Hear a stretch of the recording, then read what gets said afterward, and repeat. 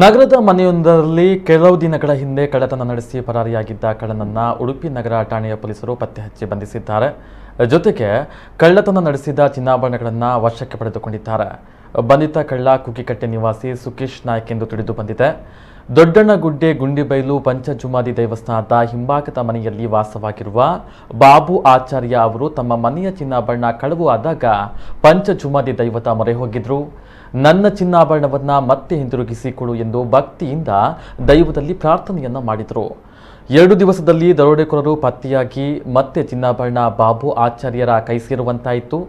ಚಿನ್ನಾಭರಣವನ್ನ ಪಂಚಜುಮಾದಿ ದೇವಸ್ಥಾನದ ವಟರದ ಮರದ ಅಡಿಯಲ್ಲಿ ಗಂಟು ಕಟ್ಟಿ ಮನೆಯ ಮಾಲಕರು ಇಟ್ಟಿದ್ರು.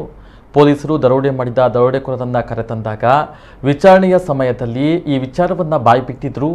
ಪಂಚಜುಮಾದಿ ದೈವವು ತನ್ನ ಗಡುಪಾಡು ಸ್ಥಳದಲ್ಲಿ ದರೋಡೆ ಮಾಡಿದ ಚಿನ್ನವನ್ನ ತೆಗೆದುಕೊಂಡು ಹೋಗಲು ಬಿಡಲಿಲ್ಲ. ಇದು ನಿಜವಾದ ದೈವ ಭಕ್ತರು ಕಷ್ಟದ ಸಮಯದಲ್ಲಿ ಭಕ್ತಿಯಿಂದ ಬೇಡಿದ್ರೆ ತುಳುನಾಡಿನ ದೈವ ದೇವರು ಯಾವುದೇ ಸಮಯದಲ್ಲಿ ಕೈ ಬಿಡುವುದಿಲ್ಲ ಎಂಬುದಕ್ಕೆ ಈ ಘಟನೆಯ ಸಾಕ್ಷಿ ಎನ್ನುವ ಮಾತುಗಳು ಸಾರ್ವಜನಿಕ ವಲಯದಿಂದ ಕೇಳಿ ಬರ್ತಾ ಇದೆ.